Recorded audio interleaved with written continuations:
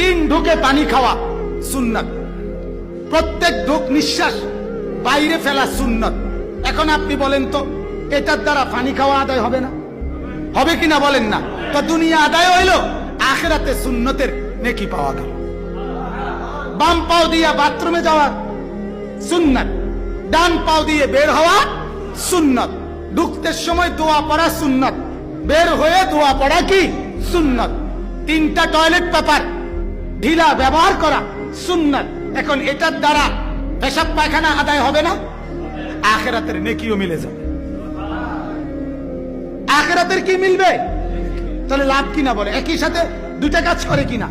দুনিয়াও কাজ করে, একই সাথে আখিরাতও কাজ করে। বলেন আলহামদুলিল্লাহ। এটা হলো সুন্নতের বরকত। এটাই নবী বলছে, আবু সুফিয়ান আমি দুনিয়ার সম্মান আর আখিরাতের সম্মান একত্রে মিলাই আনছি, একত্রে।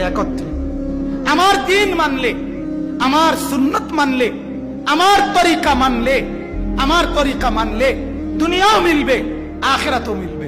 আমার চেহারা দুনিয়াতেও সৌন্দর্য, আমার চেহারা জান্নাতেও সৌন্দর্য।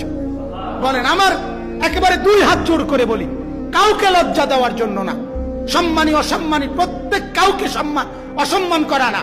আমি শুধু এটা বুঝাইতে চাই, আমি স্পষ্ট বলতে চাই, এই পৃথিবীর প্রথম দিন থেকে আজকের এই দিন পর্যন্ত কোরআনের আলোকেও আছে।